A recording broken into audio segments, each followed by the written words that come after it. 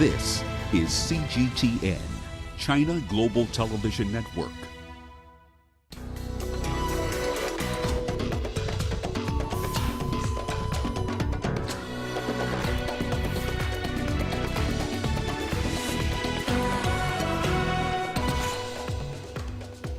"19 Boko Haram militants killed in gunfight with Nigerian military." At least 20 UN peacekeepers wounded in central Mali attack. And Chinese President Xi and US President Biden hold phone conversation. Hello and a very warm welcome to you wherever you're joining us. This is Africa Live on CGTN, the program that brings you African and global news from all perspectives. I'm Mahia Mutua in Nairobi. Also coming up, in business, Ethiopian Airlines to resume flying its Boeing 737 MAX jets. And in sports, CGTN looks at the profile of South African Patrice Motsepe, a candidate in this year's CAF presidential elections. Welcome to the program. Now, the Nigerian military has allegedly killed nearly 20 Boko Haram militants. According to reports, they were killed during a gunfight with the military. Gun trucks being driven by the jihadists were reportedly seized by the security forces. The encounter took place in Borno State, located in the country's northeastern region. At least 20 UN peacekeepers have been wounded following an attack on their base in Mali. The United Nations says the MINUSMA camp in central Mali came under fire on Wednesday.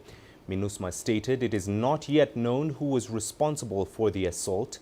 Groups linked to both Al-Qaeda and ISIL operate in Mali. In this year alone, 5 peacekeepers have been killed and 46 injured by militant attacks. The UN has strongly condemned the latest assault. We, of course, strongly condemn the attack. The UN mission on the ground has taken all necessary measures to ensure that the injured receive prompt and appropriate treatment. We, of course, wish them all a speedy and full recovery.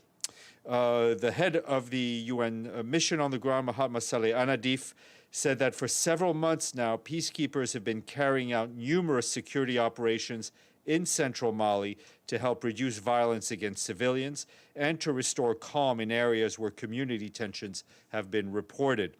He said they're also working to reduce the threat of improvised explosive devices, which is an issue in that region. These operations disturb the enemies of peace, Mr. Anadif said, but the UN remains committed to work alongside the Malians, for the Malians. The emergence and spread of extremist organizations has led to increased insecurity in some parts of Africa. Mali and several other states in the Sahel region have in recent years experienced a spike in terrorist attacks. CGTN's Daniel Arap Moi looks at the most affected regions. In recent years, there has been a marked spread of Islamist extremist activity along the East African corridor. This geopolitical space extends from Somalia, Kenya and Uganda through Tanzania, Mozambique and South Africa. Al-Shabaab, for instance, has spread from Somalia through East Africa, while Boko Haram has done so from northern Nigeria into the greater Lake Chad region. Al-Qaeda in the Islamic Maghreb has also continued to make inroads into Africa, from Algeria to other states across the Sahel. Mozambique has for years been traditionally regarded as a country insulated against the threat of terrorism, but recent extremist activities in the country have heightened security concerns. Mozambique has seen a nascent insurgency in its northern provinces of Cabo Delgado, Niassa and Nampula. Africa's porous borders, coupled with current trends such as soaring unemployment, resource scarcity, and high levels of migration, are reported to be the major causes of the insurgencies. The UN has continued to urge the affected states to address the conditions conducive to the spread of violent extremism. Key among them are empowering the youth, families, women, religious and cultural leaders, and promoting social inclusion and cohesion, among other measures. Daniel Arap Moi, CGTN, Nairobi, Kenya. Now, health officials in the Democratic Republic of Congo have begun tracing people who came into contact with an Ebola patient. The patient died last Wednesday in the eastern city of Butembo. CGTN's Chris Ochamringa has that report from Kinshasa. Health workers in eastern DRC disinfect areas visited by a patient who died of Ebola last Wednesday. The patient was the wife of a man who survived the disease during an earlier outbreak in the east of the country. She was admitted to a hospital in the town of Biena on the 1st of February, but died 2 days later. Alors, on est en train de faire l'investigation. Si effectivement, we have started investigating whether the woman was infected by her husband or contracted Ebola from another source. We are carrying out an analysis of her samples to determine the origin of this latest case. Local health teams are working with staff from the World Health Organization and other agencies to prevent the disease from spreading. The WHO says it has already identified 70 people who came into contact with the woman. The DRC government says some of them have been isolated and are receiving treatment. On est en train de faire le tracing, le suivi de tous les contacts.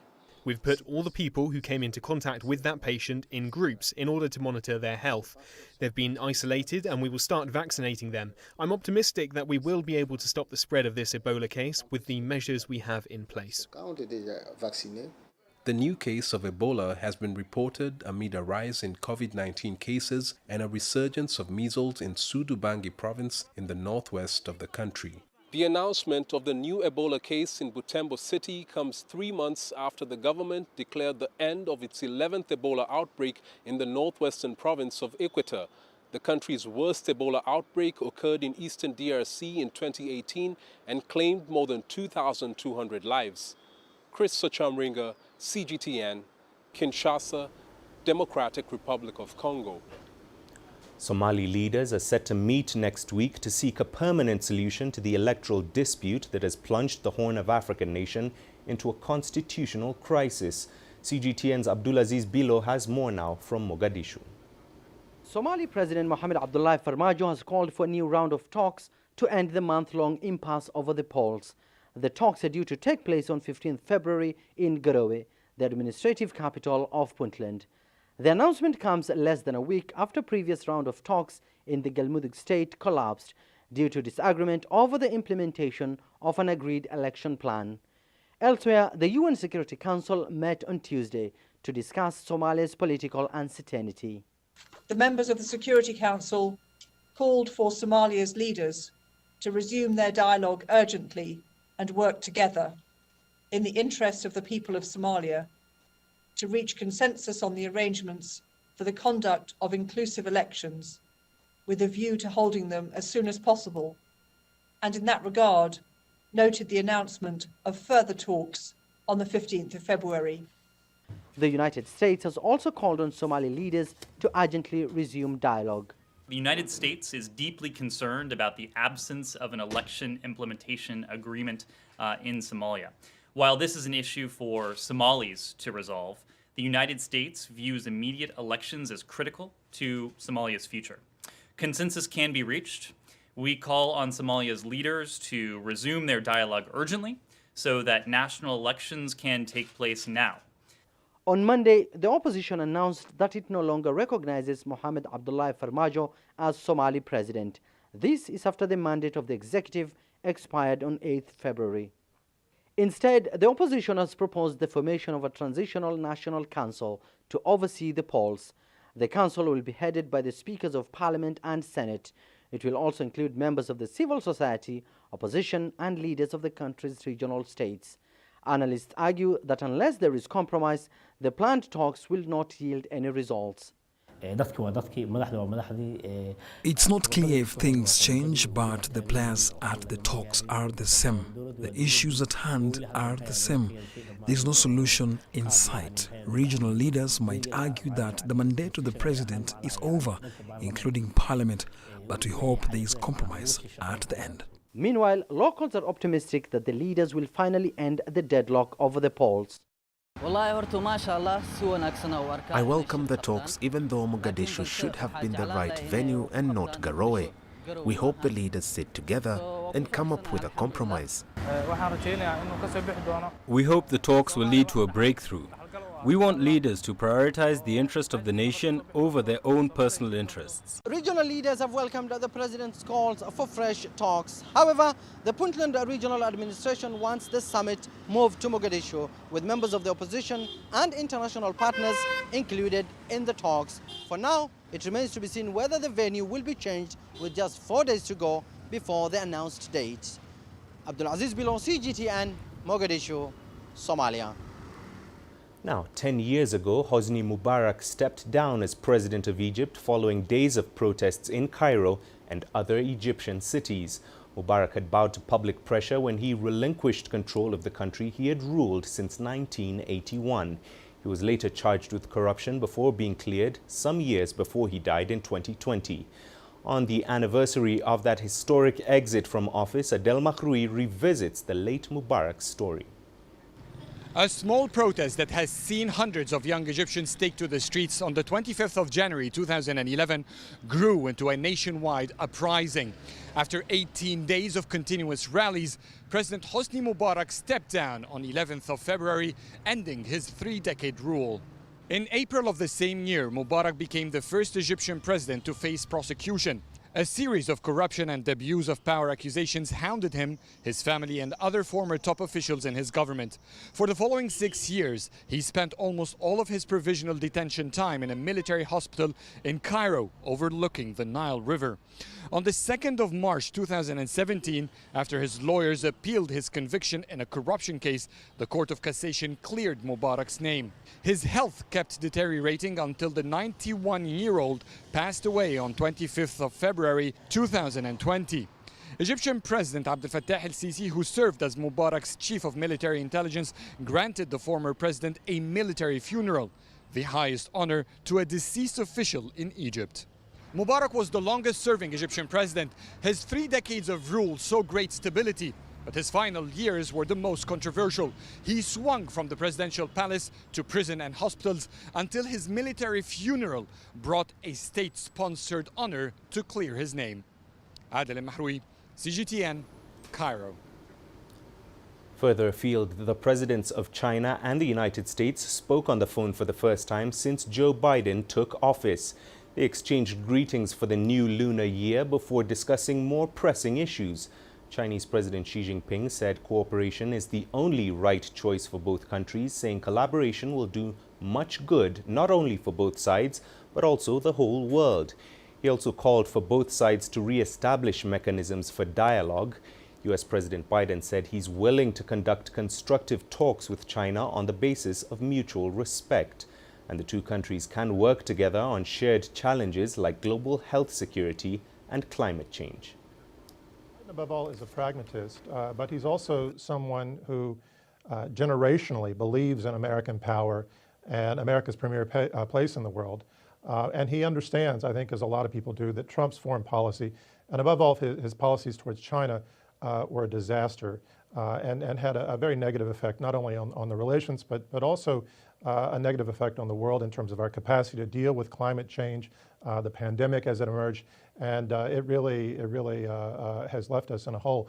Biden wants to rebuild, he wants to reestablish. He knows that he needs to cooperate with China, and I think that what we're seeing slowly is the emergence of a new relationship going forward, and I think we'll see a workable framework for managing tensions and differences in the days to come. Democrats have never historically been soft towards China. They've always had a stronger position. Donald Trump was the outlier in the Republican Party. But Biden belongs to that pragmatic branch of the Democratic Party, a bit of an idealist, but above all a pragmatist. And so I think that we're going to see he's going to use whatever leverage he can from the Trump administration, but at the same time he knows that things have to change, not simply towards China, but also in other aspects that affect China, how the U.S. engages multilaterally and other countries as well. Stay with us here on CGTN. You're watching Africa Live. Here's what's coming up when we return after this short break. The WHO backs the use of the Oxford AstraZeneca vaccine. And the Chinese village of Dananpo celebrates New Year after being lifted out of poverty in 2020.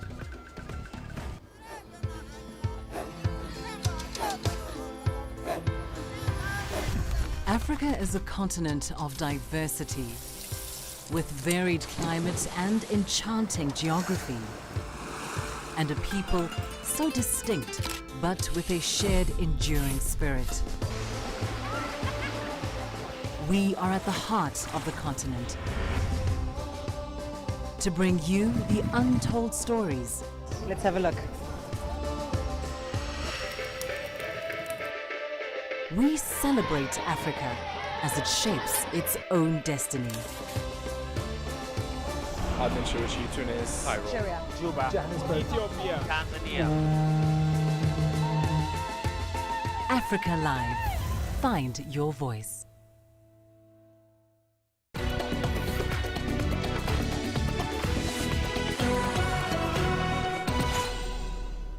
Welcome back. Let's turn to health matters now. The World Health Organization has recommended the use of the Oxford AstraZeneca COVID-19 vaccine, even in countries tackling the new variants of the coronavirus.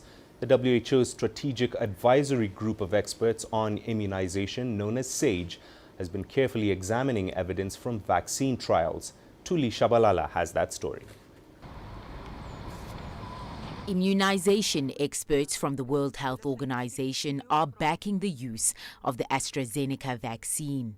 At a conference in Geneva, the experts released the guidelines on the use of the vaccine to provide greater protection. In the case of the AstraZeneca vaccine, we had a long review of the evidence, talked to the experts and the people who are directly involved with the trials, and we have come out with the following recommendations.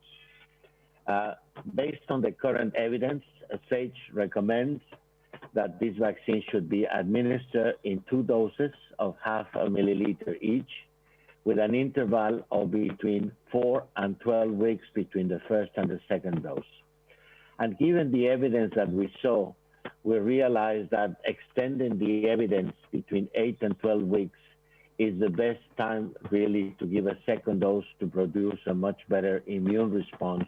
The vaccine developed by the University of Oxford and AstraZeneca has, however, attracted controversy over its effectiveness against the new forms of the coronavirus. Due to a lack of data, it is not clear whether the vaccine should be used on the elderly. In the case of the data coming from clinical trials, we have seen that there was a small participation of people over 65 years of age.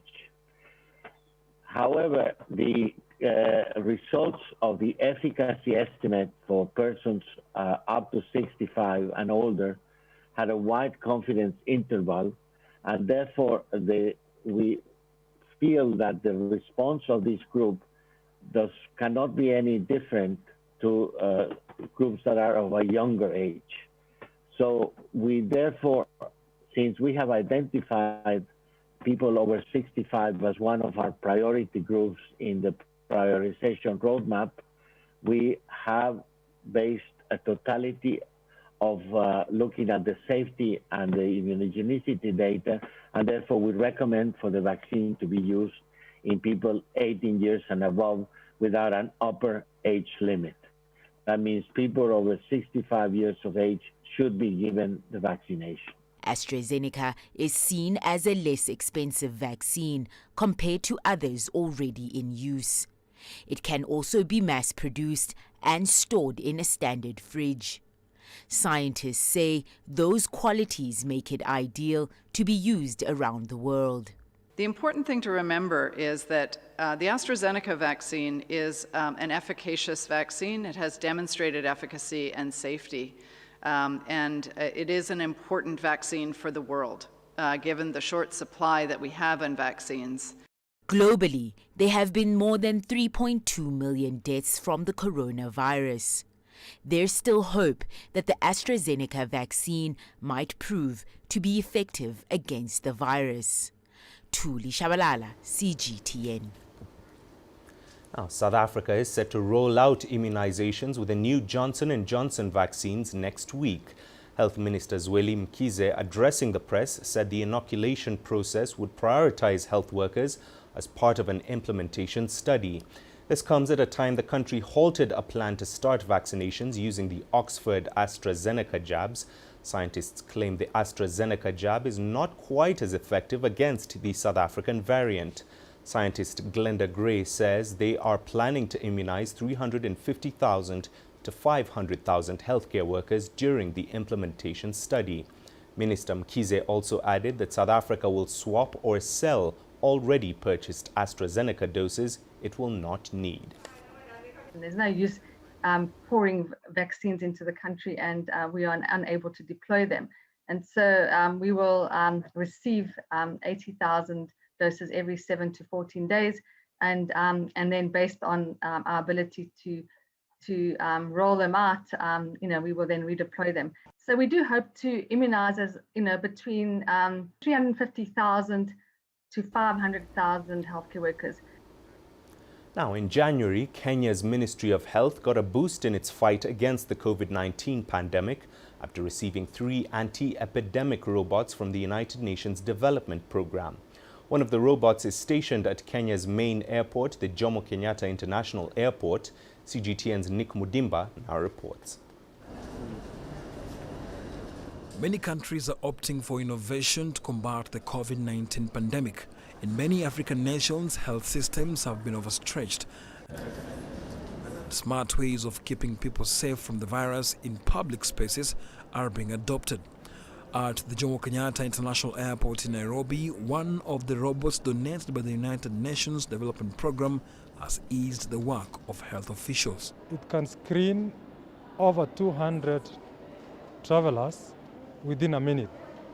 It is able to communicate health information to the travelers, for example, wearing of masks. So if one traveler does not wear the mask properly, the robot is able to communicate and inform the traveler that you must put on your mask properly. It can disinfect the airport when there is nobody in the night. So it has that capacity of disinfecting the airport using a 20-liter capacity of disinfectant. The robots, which were developed by Chinese company Ubitech, can also transmit data from the passenger screening area to the emergency command center. It then links the data of all the travelers. The robot also notifies health workers about any abnormalities detected in people, such as high temperatures. Please wear a mask. It records audio and video data for ease of identifying potential coronavirus positive cases, and in the events that this happens, it automatically disinfects such people. The robot will not replace the work of health workers. It is going to enhance our work as health workers. It's going to support us to ensure that we reach areas that are impossible to reach in terms of when we have a positive case. Plans are underway to ensure that such robots not only disinfect hospitals and airports, but that they also disseminate public health messages about COVID-19. Without a doubt, it's been a difficult year for so many health workers, and the presence of robots and innovation will actually reduce the rate of COVID-19 infection in public places like hospitals and, of course, the airports. Nick Mudimba, CGTN, Nairobi, Kenya.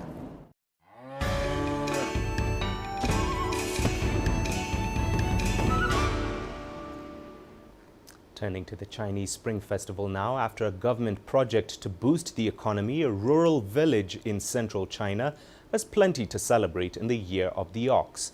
Our reporter Xu Mengqi reports from Henan Province. Hello there, happy Year of the Ox. Yes, I'm now in Dananpo village in Henan Province. And to get an authentic taste of the Spring Festival, you really do have to come to rural areas. Right now it's lunchtime, so there's not much going on, but even now you can see there are quite a few cars parked on the main street, and that's because people have all come back for this important festival to spend time with their families. You know, all morning I've been hearing firecrackers and people were out pasting chunlian, or Spring Festival couplets. Actually, right now there is a family, a household doing just that. So the couplets are a pair of poem lines that expresses people's wish for a better life in the coming year. And it's perhaps the most important custom when celebrating the Chinese New Year. And speaking of better life, I think people's life in the village as a whole have been improving quite a lot. You know, there are 245 households in the village, just a little short of 1,000 people, but more than 30% of them used to be impoverished. I've been around for quite a few days now. What I felt instead was a positive energy, a kind of vitality that was really quite impressive. And that's because in the past year, a government-led revitalization project has been taking place here, transforming people's lives. Take a look.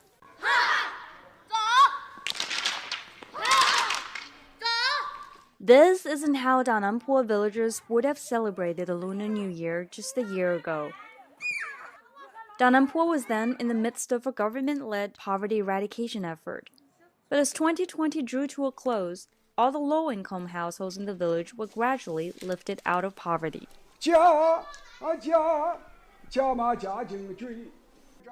For this New Year's Eve, the elderly in the village will take to the stage to perform a local opera that had disappeared for 42 years. I'm sincerely happy. Once I start acting, I forget about the unpleasant things in my mind. If we don't practice for days, I'd feel something is missing in my heart.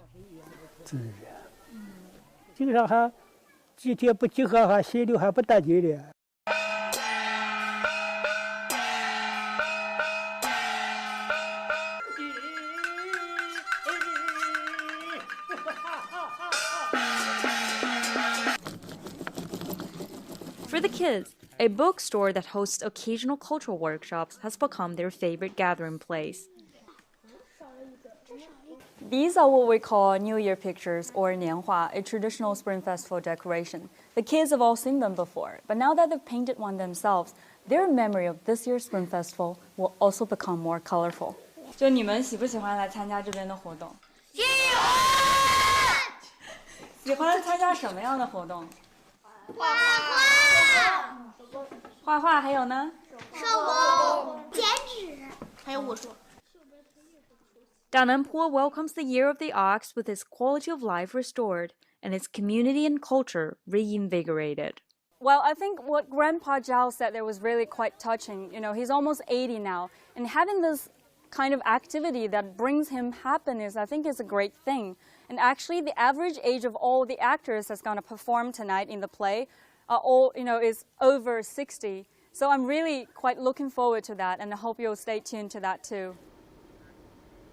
Now, the Chinese New Year is popularly recognized as the Spring Festival, and celebrations last 15 days.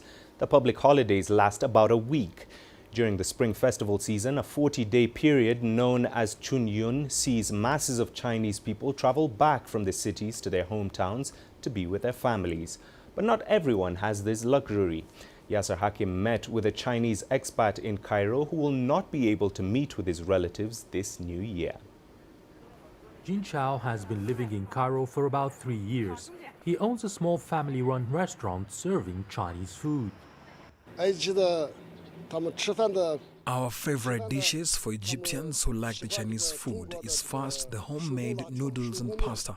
Homemade gives it a nice taste. Second is the sweet and sour macaroni with chicken and meat. Also Chinese kebab. We use spices and herbs from China. That's why we call it Chinese kebab. There's been high demand for the unique Chinese cuisine pre-COVID. However, health regulations and restrictions on movement has kept clients away since the pandemic outbreak. It has also prevented the family from traveling. Since the outbreak of the coronavirus in February 2020, we haven't returned to China. We like Egypt, and the Egyptians are treating us very well, as my wife is Egyptian. Chao says celebrations this year will be subdued, as there is no better than celebrating back home. I'm living in Egypt but love China. We can't return for celebrations in China because of the coronavirus. We feel good in Egypt, but when corona is over, I'll return to China to visit relatives and friends. It's the Year of the Ox, so hopefully it brings with it prosperity and good fortune in 2021. Yasser Hakim For CGTN, Cairo. Now, it will be a quiet new year for Chinese people in South Africa this year. Level 3 restrictions are being softened as the country emerges from a second wave of coronavirus infections, but social gatherings are still limited. Huge celebrations are usually planned leading up to the big day, but the Year of the Ox will be welcomed more subtly. CGTN's Julie Shire now reports. Thousands of people usually flock to South Africa's Nahuan Temple every year to celebrate and receive blessings for the Chinese New Year. This year, the streets around the temple are quiet as the Year of the Ox is welcomed. This year, because of the COVID-19, the temple was unable to conduct the Chinese New Year celebration because of lockdown. Health is very, very important. So preventing health is much more important than attending celebration events. The 2020 Year of the Rat tested people around the world. The COVID-19 pandemic brought many deaths and economic hardship. It's hoped that the Year of the Ox will be kinder. So maybe in the past we had a lot of desires, but now under the COVID-19 pandemic, the income has been so constrained. And as a result, we learn to adjust, to change. With this time of the pandemic, Grandmaster Xing Yun of Hokkon-san, has given out a phrase of encouraging us that, we need to cultivate a heart, that blossoms in all seasons. Chinese people living in South Africa will not be able to travel home or congregate for the New Year. Celebrations will be replaced with low-key gatherings and close family. In our family, my mom and the two sons will be preparing some kind of dish. I see there were some Mozambique prawns that were going on special. So there will be certainly some prawns. There will probably be some stuffed chicken dish and maybe a few other Chinese courses. Colorful cultural events usually held by the Chinese community in South Africa will also be missing. In keeping with the new way of interacting with colleagues, friends and family, an online treat has been planned. The TCA has linked up with other Chinese associations and are also bringing out a video, a broadcast for Chinese New Year. There will be the traditional dragon dancing, and there will be the traditional lion dancing. There will be that. They will probably have some street parades, but maybe with more limitations. I think not the normal 2,000 people in the street, just the performers and the members of the committee. Few will be sorry to see the end of the Year of the Rat, but there are many lessons to be learned about being grateful and living in harmony with nature. This year is expected to be tough, but there's renewed hope as mass vaccination programs take off in many countries. Julie Shire, CGTN, Johannesburg, South Africa. Now, as the Spring Festival is approaching, people around Africa are sending well wishes to Chinese people ahead of the new Year of the Ox. Among them is the President of Comoros, Azali Assoumani, and the President of the Western Cape University in South Africa, Professor Tyrone Pretorius. On the occasion of the traditional Chinese New Year festival, on behalf of the Comoran government and people, and in my own name, I sincerely wish President Xi Jinping and his family, Chinese government personnel and all friendly Chinese people good health, family happiness and smooth work. I hope that the New Year of the Ox will bring happiness, success, peace, progress and development to the friendly people of China, Comoros and the whole world. Greetings from the University of the Western Cape. It is my great honor and privilege on behalf of the University of the Western Cape in South Africa to wish the People's Republic of China a happy new year. We are fortunate that we've been able to build strong partnerships with China and particularly with Chinese universities through a range of partnerships and endeavors that include public health and working together in the fight against COVID-19. This is the Year of the Ox, recognizing an animal that is highly valued in Chinese culture for being hardworking, honest, and modest about its achievements. These are indeed characteristics that we can admire and to which we can aspire. Once again, on behalf of the University of the Western Cape, we wish to greet the People's Republic of China and wish all of you a happy Chinese New Year. And now for more on this, we're now joined by Dr. David Munya, who is a co-director at the University of Johannesburg Confucius Institute, to discuss the Chinese Spring Festival. Doctor, just for those of us who might not know, how important is the Chinese Spring Festival? It is critically important for a number of reasons. That once in a year, a family will come to a standstill to celebrate, take stock, what is important, the health of the family, and celebrate a number of achievements. And as we do on the African continent in our own way, family becomes quite central in everything that we do. Unity, harmony in community in terms of what we call mainly in Southern Africa, Ubuntu, that I am because of you, your presence has a meaning to me, and therefore we are each other's keeper. And I think our colleagues in China are celebrating that important time of the year to rest and celebrate life at its very best. And Doctor, what lessons can Africa learn from this? There are so many lessons. Chinese and Africans have so much in common in terms of our civilization.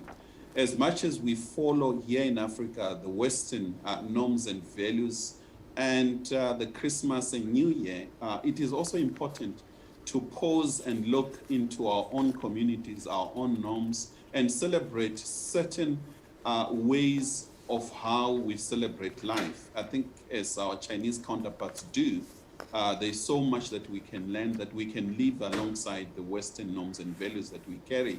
And it is quite important for us to value our own culture, our history, as well as the rich civilization that we have. Our ancestors used to do a certain way of celebrating months, years, and I think we need to look into that and try to modernize it and celebrate it as much as our Chinese counterparts are doing at the moment. All right, Doctor, thank you very much for those insights. Dr. David Munya, co-director at the University of Johannesburg Confucius Institute, joining us live there. Moving on, in China, the Spring Festival is arguably the most important holiday on the calendar, but the Lunar New Year is celebrated across Asia. Some even designate it as a national holiday. CGTN's Wang Mengjie has more on the global context of the festival.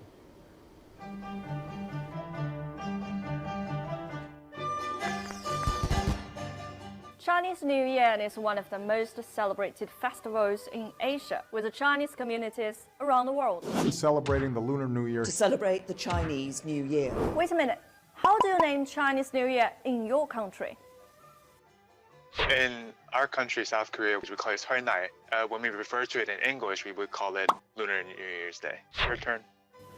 I was born and raised in Lagos, Nigeria, but I've always known it as Chinese New Year. Chuck, your turn. We just call it Chinese New Year and Lunar New Year. We don't really call it Spring Festival. Well, we don't have spring in the Philippines. We don't have spring in the Philippines. Hey Jesse, your turn.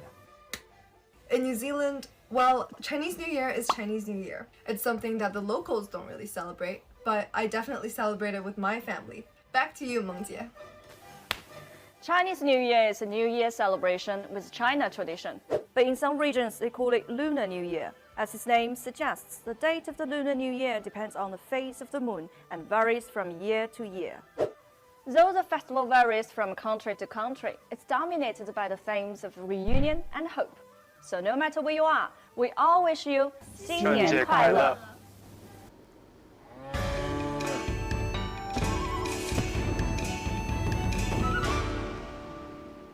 Well, it's just about time for us to check in on all the latest from the world of business. Here's what's coming up on Africa Live Biz.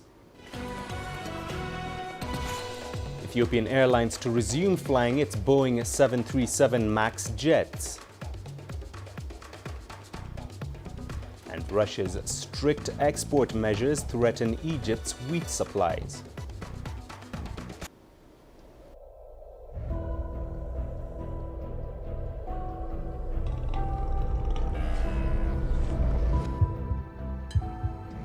Taken me completely out of my depth, but at the same time it's exciting.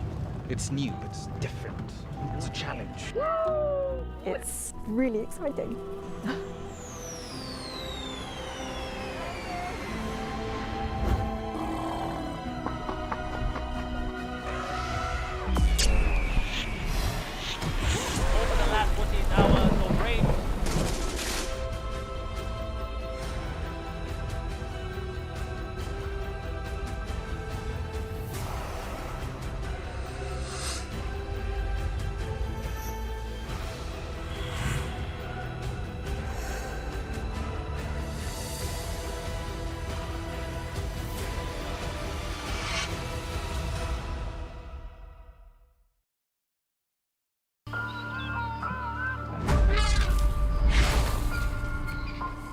When we first started looking at giraffe, we thought they were everywhere. But they've gone extinct in at least 7 African countries in the last 100 years. Giraffe numbers continue to decline in the wild, and only 10% of their historical range remains. We can see the giraffes there. A team of conservationists, led by Dr. Julian Fennessy, commit to save Africa's giraffe before it's too late. Animal data, you copy. Bravo, bravo, bravo. Get ready. Do it! Do it! Hold. Cross it.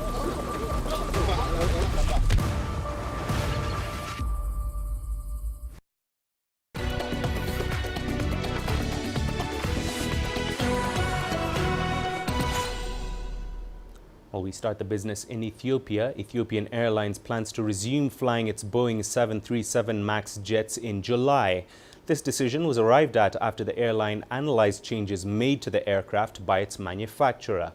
A 737 MAX crashed in the country on the 10th of March 2019, killing all 157 people on board. Africa's largest airline is also the only African carrier to have had the 737 MAX as part of its fleet. It will retain orders for new 737 MAX aircraft, and the CEO says the airline expects to reach an amicable settlement with Boeing this month regarding the accident.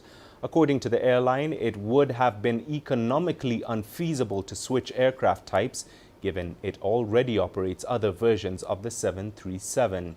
Ethiopian Airlines Flight 302 crashed outside Addis Ababa less than 5 months after a similar incident in Indonesia.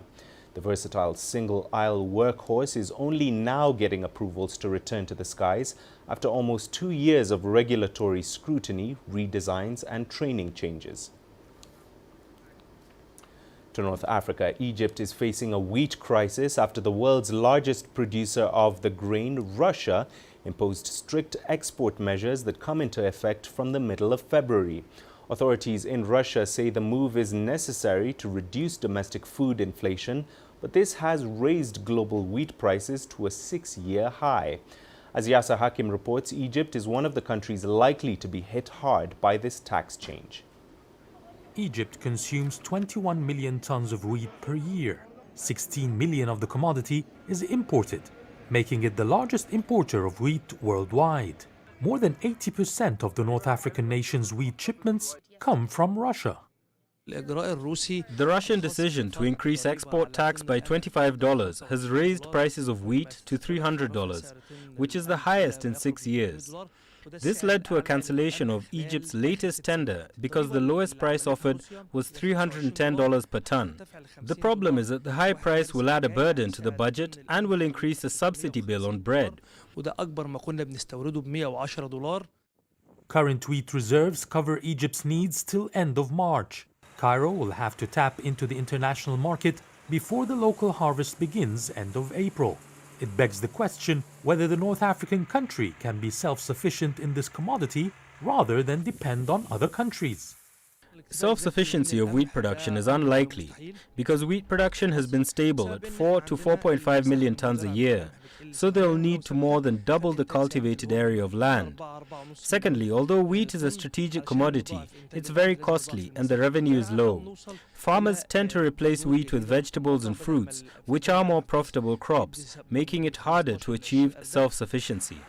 Meanwhile, the government is studying incentives for farmers to increase local production, while continuing research for seeds that can yield double the crop in the same amount of land. Yasser Hakim for CGTN, Cairo. Oil exports from West Africa fell to their lowest level in almost 3 years last month following force majeure from some oil majors operating in Nigeria. Africa's biggest oil producer has seen its shipments curtailed in recent months by infrastructure issues affecting its largest crude streams. CGTN's Deji Badmus has the details. Key to the drop in Nigeria's oil export is disruptions to major oil export terminals, which forced operators to declare force majeure and shut down the facilities for repairs. Experts say in addition to that is the OPEC Plus output cuts, which pegs Nigeria's production at 1.5 million barrels per day, as against its capacity of 2.3 million barrels per day. It has affected us very seriously. One, that there was COVID. Two, demand had gone down even before COVID. Demand for oil, especially from China, that is the highest importer of crude oil in the world. Initially, we were exporting up to about sometimes 2 million, sometimes 2 million plus, But now, they are not getting up to about 1.5. With some of the export terminals now coming on stream, Nigerian crude production is forecast to grow to over 1.7 million barrels per day in April and hit around 1.9 million barrels per day in the second half of the year. But with the OPEC Plus cuts in place and demand for oil still depressed, it's unlikely the country will reap much from the hike in production. The government is now looking at cutting the cost of production, which is among the highest in the world, targeting a maximum cost of $10 per barrel. As we all know what's happening around energy transitions and the things that are happening globally, the choices that our consumers have, the choices that investors have across the world, there is nowhere in the world where a less cost-efficient operator can survive. So it's not possible anymore. So you cannot produce $50 oil and survive today. The average total cost per barrel is now below $30 for the joint venture agreement and below $20 per barrel for the production sharing contracts. We need to do some heavy liftings, not only to get to the optimal band of unit operating costs, but to also sustain it as part of our way of doing business. Nigeria's economy is taking a serious beating as a result of the COVID-19 pandemic and a significant drop in government earnings from oil. While crude prices are now going up, the OPEC Plus cuts in place means the country may still not reap much benefits from the higher prices. The government is now turning its attention to gas. It's scaling up investments in the sector, hoping to make a huge commercial success of the country's abundant gas reserves. Deji Badmus, CGTN, Lagos, Nigeria. Meanwhile, South Africa's exports have benefited from the recovery of the Chinese economy during the third quarter of 2020. The rising global demand for commodities like precious stones led to growth exceeding pre-pandemic lockdown levels, as Angela Coppola now reports from Johannesburg. The data emerged from the Trade and Industrial Policy Strategies Export Tracker, which found that South Africa's exports for the third quarter of 2020 grew by 9.2% year-on-year and 40.2% from the previous quarter and amounted to around $6.5 billion. The products that were most in demand in China, our top export markets, were ore, taking a share of 70% of South Africa's total exports to China. This was followed by iron and steel, which took 7% of the share, and then fruit and nuts, which was 5.2% in the third quarter of 2020. Our second export market was the USA, and the top export products to the USA were precious stones, that's including your pearls, and vehicles, which took 5.9%, and industrial machinery, which took a share of 5.8%. There was an interesting jump in chemical product exports to Germany, which are used in test kits for COVID-19. It was an abnormal increase in this third quarter by over 700%.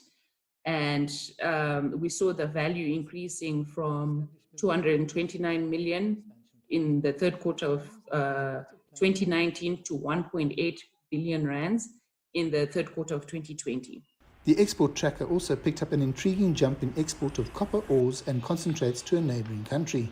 We're seeing a significant exports to Mozambique. So Mozambique is taking about 79%, almost 80% of South Africa's exports of copper ore and concentrates. But I think generally those should be going to China. The surge in exports came as a surprise, and analysts aren't too sure what the fourth quarter data will look like, but everyone's hoping for more good news. I'm Angelo Coppola for CGTN in Johannesburg, South Africa.